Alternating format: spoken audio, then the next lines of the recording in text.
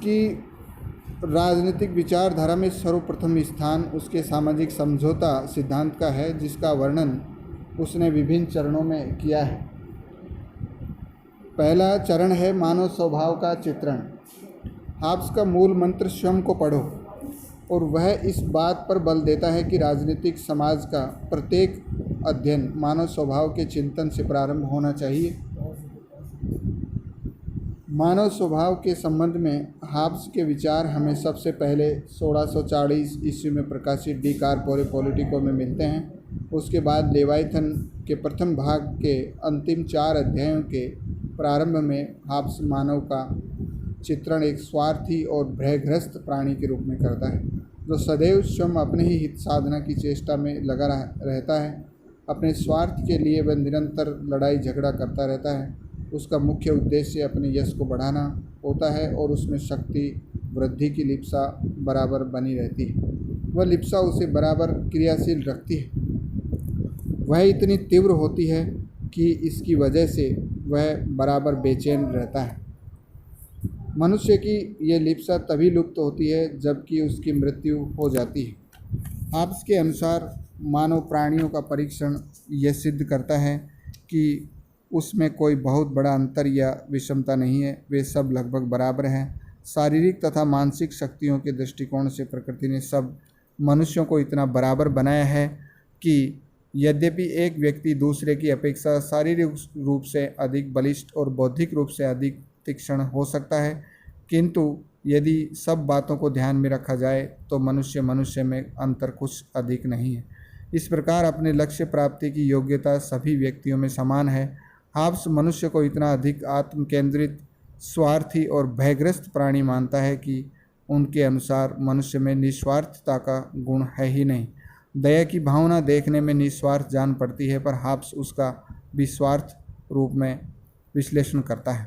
उसके अनुसार जब हम किसी दुखी व्यक्ति को देखते हैं तो हमें भय उत्पन्न होता है कि कहीं हमारी भी ऐसी दशा न हो जाए।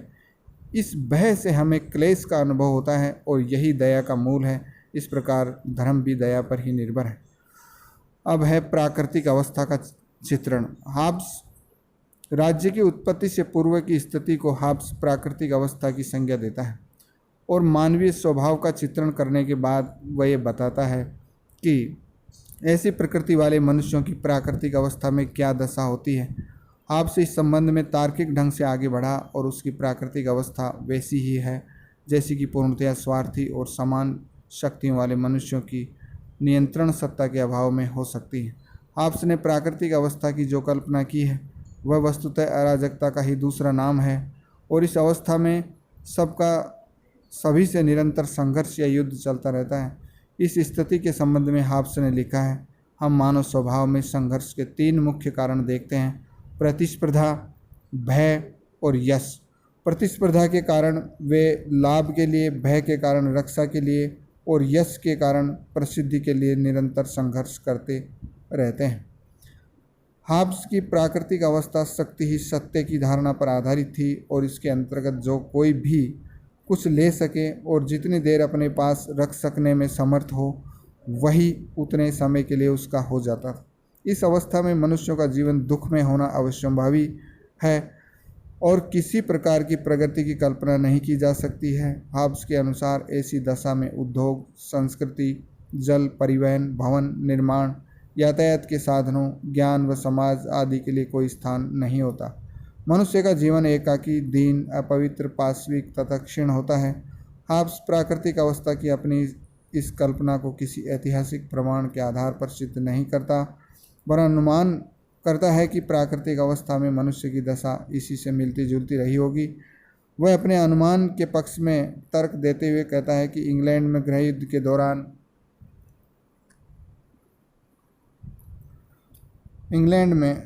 के दौरान जब कोई संप्रभु शासक नहीं था, ऐसी ही दशा हुई थी और ऐसी दशा आजकल उन जातियों में पाई जाती है जो असभ्यता के कारण राजनीतिक व्यवस्था स्थापित नहीं कर सकती। अंतर्राष्ट्रीय जगत का उदाहरण देते हुए हाब्स कहता है कि सभी राज्यों पर कोई उच्च सत्ता न होने के कारण ही वे प्राकृतिक अवस्था में रहते हैं और उनमें परस्पर युद्ध होता रहता है। अपने इन उदाहरणों के आधार पर हाब्स कहता है कि मनुष्यों को एक दूसरे के साथ रहने में सुख नहीं वरन बड़ा दुख और कष्ट मिलता है, और इसलिए वे एक दूसरे के साथ तभी रह सकते हैं जबकि उन्हें शक्ति के आधार पर ऐसा करने के लिए बाध्य किया जाए। प्राकृतिक अधिकार तथा प्राकृतिक कानून। हाब्स के अनुसार प्राकृतिक अधिकार और प्राकृतिक कानून। हाब्स के अनुसार प्राकृतिक अधिकार और प्राकृतिक कानून में बड़ा अंतर है। उसके मतानुसार प्राकृतिक अधिकार का अर्थ है कि प्रत्येक मनुष्य को आत्मरक्षा हेतु आवश्यक समस्त कार्यों को करने की स्वतंत्रता है। प्राकृतिक कानून की कल्पना इससे भिन्न है। उसके द्वारा मनुष्य को ऐसे कार्य करने से रोका जाता है जो उसकी सबसे प्रबल इच्छा अर्थात प्राण रक्षा के लिए घातक हो। प्राकृतिक अधिकार से स्वतंत्रता का आभास होता है और प्राकृतिक कानून से दायित्व का।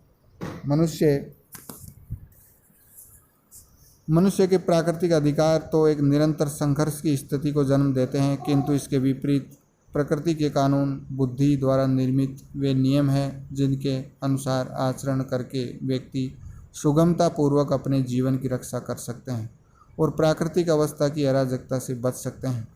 हाब्स इस प्रकार 19 प्रकार के प्राकृतिक नियमों की कल्पना करता है, जिनमें 3 महत्वपूर्ण हैं। पहला है, प्रत्येक व्यक्ति को शांति स्थापित करने की भरसक चेष्टा करनी चाहिए। द्वितीय, प्रत्येक व्यक्ति को आत्मरक्षा का अधिकार प्राप्त करने और शांति स्थापित करने के लिए प्राकृतिक अधिकारों का त्याग करने के लिए तत्पर रहना चाहिए। दूसरे के विरुद्ध उतनी स्वतंत्रता पर ही संतोष कर लेना चाहिए जितनी वह दूसरों को स्वयं के विरुद्ध देने के लिए तैयार हो। तृतीय नियम यह है कि व्यक्ति द्वारा उन समझौतों का पालन किया जाना चाहिए जो स्वयं उसने किए हैं। इस प्रकार प्रकृति के ये नियम उन शर्तों की व्याख्या करते हैं जिनके आधार पर समाज का ढांचा खड़ा किया जा सकता है। सेबाइन ने इस पर कोट किया है कि वे एक ही साथ पूर्ण दूरदर्शिता के सिद्धांत भी हैं और सामाजिक आधार के नियम भी। प्रकृति के इन नियमों के संबंध में विशेष बात यह है कि उन्हें कानून केवल अलंकारिक भाषा में ही कह सकता है। कानून उच्च सत्ता द्वारा दिया गया आदेश होता है और इसके पीछे बाध्यकारी शक्ति का बल होता है, किंतु ये नियम विवेकपूर्ण परामर्श मात्र है जिनका मानना किसी के लिए अनिवार्य नहीं है। ये तो वे शर्तें हैं जो आत्मरक्षा में सहायक हो सकती है, किंतु जिनका पालन व्यक्ति की इच्छा पर निर्भर करता है। अब है अनुबंध। हाब्स के अनुसार अनुबंध और राज्य की उत्पत्ति। प्राकृतिक अवस्था में प्राकृतिक नियम विद्यमान थे, किंतु बाध्यकारी शक्ति के अभाव में सभी व्यक्तियों द्वारा उनका पालन नहीं किया जाता था। जब तक सभी उनका पालन न करते कोई एक व्यक्ति उनका सफलतापूर्वक पालन न कर सकता था। अतः आवश्यकता एक ऐसी संस्था की थी जो शक्ति के आधार पर सभी व्यक्तियों को शांति रखने के लिए बाध्य कर सके। व्यक्तियों में स्वार्थ और असामाजिकता होते हुए भी आत्मरक्षा, शांति और सुरक्षा की इच्छा तो विद्यमान थी ही, अतः वे उपयुक्त प्रकार की संस्था की स्थापना के लिए प्रेरित हुए। हाब्स के अनुसार राज्य की स्थापना केवल एक ढंग है। वह समस्त व्यक्तियों का अपनी समस्त शक्ति को एक व्यक्ति या व्यक्ति समूह के प्रति समर्पित कर देता है। केवल इसी पद्धति को अपनाकर संघर्ष के मूल कारण इच्छाओं की अनेकता के स्थान पर एकता को जन्म दिया जा सकता है। अब इसको मैं दोबारा समझाता हूँ बच्चों थोड़ा। हाब्स के अनुसार राज्य की स्थापना केवल एक ढंग है। वह समस्त व्यक्तियों का अपनी समस्त शक्तियों को एक व्यक्ति या व्यक्ति समूह के प्रति समर्पित कर देना। केवल इसी सिद्धांत को अपनाकर संघर्ष के मूल कारण इच्छाओं की अनेकता के स्थान पर एकता को जन्म दिया जा सकता है और प्रत्येक व्यक्ति अपने आप को शासन के कार्यों का कर्ता समझकर उनका पालन कर सकता है। केवल इसी प्रकार से प्रजाजन शासक की इच्छा को अपनी इच्छा और उसके निर्णय को अपना निर्णय मान सकते हैं। हाब्स के अनुसार राज्य की स्थापना व्यक्तियों द्वारा पारस्परिक समझौते के आधार पर की गई है। हाब्स ने इसका सूत्र इस प्रकार दिया है कि मानो प्रत्येक व्यक्ति से कहता हो कि मैं अपने ऊपर शासन करने के सब अधिकार इस व्यक्ति या सभी को इस शर्त पर देता हूँ और उनकी सत्ता इस शर्त पर स्वीकार करता हूँ कि तू भी इसी प्रकार अपने सब अधिकार इसे दे डाले और उसके सभी कार्यों को स्वीकार करे। यह वह सिद्धांत है जिसके अनुसार राज्य का जन्म जनता के आपसी समझौते द्वारा हुआ। हाब्स का सिद्धांत संविदा सिद्धांत की पूर्व व्याख्याओं से इस दृष्टि से भिन्न है कि इसके अनुसार राज्य का जन्म सामाजिक समझौते द्वारा हुआ, शासकीय समझौते द्वारा नहीं। हाब्स ने पूर्व के संविदा लेखकों द्वारा जिस शासकीय समझौते का प्रतिपादन किया गया, उनका उद्देश्य इन सिद्धांतों के आधार पर शासक की शक्ति को मर्यादित करना और जनता द्वारा भ्रष्ट शासकों को पदच्युत करने के लिए अधिकार का समर्थन करना था। किंतु हाब्स का समझौता सामाजिक है, वह जनता के द्वारा ही परस्पर किया गया है। शासक समझौते का एक पक्ष होने के स्थान पर वह उससे बाहर और ऊपर है। हाब्स के द्वारा समझौते का यह रूप निरंकुश शासन का समर्थन करने और जनता को प्रत्येक स्थिति में राज्याज्ञा के पालन का पाठ पढ़ाने के लिए किया गया है। अब है हाब्स की संप्रभुता का स्वरूप।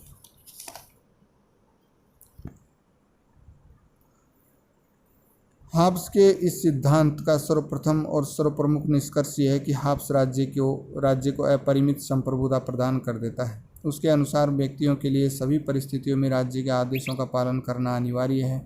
संप्रभु शासक की शक्ति असीम है, वह किसी भी लौकिक उत्तरदायित्व से बाध्य नहीं है और उस पर संविधान, प्राकृतिक विधि या ईश्वरीय इच्छा का कोई प्रतिबंध नहीं लगाया जा सकता है। संप्रभु को किसी भी प्रकार का कार्य करने से रोक सकने वाली एकमात्र शक्ति उसका अपना विवेक ही है। संप्रभु स्वयं अपने विवेक से ही पथ प्रदर्शन करता है और वह किसी भी व्यक्ति को यह बताने का अधिकार नहीं हो सकता कि उसे क्या करना चाहिए और क्या नहीं। संप्रभु शासक का कोई कार्य अवैधानिक नहीं हो सकता, क्योंकि वह स्वयं समस्त विधियों का स्रोत है। उसके अनुसार निर्मित विधियां प्रजा के आचरण को नियमित करने के लिए ही हैं। विधियों का तात्पर्य बताना है या उनकी व्याख्या करना भी प्रजा का कार्य नहीं है, वह संप्रभु का कार्य है। संप्रभु विधियों की जो भी व्याख्या करता है वह आवश्यक रूप से उचित है। संप्रभु शासक के समक्ष व्यक्ति के कोई अधिकार नहीं है, वह जो चाहे प्रजा को दे सकता है, उन्हें जब चाहे तब छीन सकता है। भाषण स्वातंत्र्य और सभी अधिकारों के संबंध में हाब्स का यही मत है। हाब्स के द्वारा संप्रभु को प्रजा पर अपनी इच्छा अनुसार कर लगाने का भी पूर्ण अधिकार दे दिया गया है। इस संबंध में हाब्स का यह तर्क है कि संप्रभु के द्वारा ही मानव समाज में शांति स्थापित की जा सकती है, जिसके आधार पर मनुष्य उद्यम में लगकर धन संग्रहण करते हैं। इस प्रकार संप्रभु, जो कि संपत्ति का विधाता और समस्त संपत्ति का स्वामी है, यदि कर लगा सकता है या प्रजा की संपत्ति को ले लेता है तो उसका ये कार्य अनुचित नहीं कहा जा सकता। संप्रभु न केवल आंतरिक क्षेत्र में वरन अंतर्राष्ट्रीय क्षेत्र में भी पूर्ण स्वतंत्र है। वह जब चाहे युद्ध की घोषणा कर सकता है या संधि करके शांति स्थापित कर सकता है और अपने इन कार्यों के लिए उसे किसी की पूर्वानुमति प्राप्त करने की आवश्यकता नहीं है। प्रजा का अल्पमत समुदाय संप्रभु के आदेशों की अवहेलना नहीं कर सकता, और यदि कोई समुदाय ऐसा करता है तो संप्रभु को इस बात का पूरा अधिकार है कि वह अपने विरोधी समुदाय का उन्मूलन कर डाले। वह इन व्यक्तियों पर राजद्रोह का आरोप लगाकर उन्हें जो चाहे दंड दे सकता है, किंतु संप्रभु शासक को प्रजा अपनी तरफ कोई दंड नहीं दे सकती अपनी तरफ से। यदि वह ऐसा करती है तो उसका कार्य अन्यायपूर्ण होगा। संप्रभु की शक्तियों का प्रतिपादन करने के साथ साथ उसने संप्रभु शासक के कर्तव्य और उत्तरदायित्वों का भी उल्लेख किया है। उसके अनुसार संप्रभु का कर्तव्य बाहरी और आंतरिक आक्रमणों से प्रजा की रक्षा करना और राज्य में शांति और व्यवस्था बनाए रखना। यदि शासक प्रजा के प्रति इस कर्तव्य का पालन नहीं करता तो प्रजा राजा की अवहेलना कर सकती है। प्रजा द्वारा शासक के सम्मुख समर्पण अपने जीवन की रक्षा के अधिकार के लिए किया गया है और वे अपने इस अधिकार को शासन के विरुद्ध भी सुरक्षित रखते हैं। इसलिए वह प्रत्येक मनुष्य को राजा की आज्ञा करने का अधिकार देता है। यदि राजा उसे अपने आप को मारने, घायल करने, अपने ऊपर आक्रमण करने वाले का विरोध न करने तथा वायु, औषधि या ऐसी किसी वस्तु का सेवन न करने जिसकी बिना वह जीवित न रह सके की आज्ञा दे।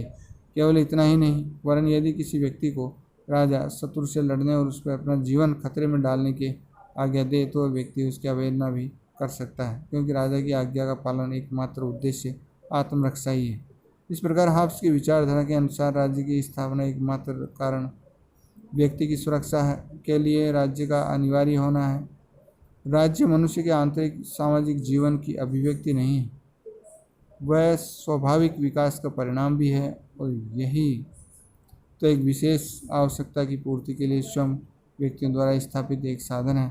इस प्रकार हाब्स द्वारा भावहीन बुद्धिवाद राज्य को केवल एक उपयोगिता के स्तर पर ले जाता है और उसके सिद्धांत में राजशक्ति के प्रति सम्मान और शक्ति का कोई स्थान नहीं है। जिस प्रकार राजतंत्र के भक्त इतना बल देते थे, इसी कारण परैंडन ने कहा था कि इस प्रकार शक्तियों की युक्तियों से राजतंत्र का समर्थन करने वाला हाब्स यदि उत्पन्न ही न होता तो अच्छा था। हाब्स के समझौते के संबंध में एक विशेष बात यह है कि हाब्स का सिद्धांत निरंकुश राजा का नहीं वरन निरंकुश राज्य का सिद्धांत है। हाब्स के विचारधारा में के अनुसार राजतंत्र, कुलीन तंत्र और गणतंत्र किसी भी शासन व्यवस्था उचित है, क्योंकि जहाँ तक मनुष्य के हित का संबंध है, प्राकृतिक अवस्था की अराजकता की अपेक्षा किसी भी प्रकार की सरकार अच्छी है जिसमें शांति व्यवस्था कायम करने की सामर्थ्य हो। इस प्रकार हाब्स अपने सामाजिक अनुबंध के आधार पर निरंकुश राजतंत्र का समर्थन तो करता है, किंतु उसके इस सिद्धांत में अनेक अप्रासंगिकताएं हैं।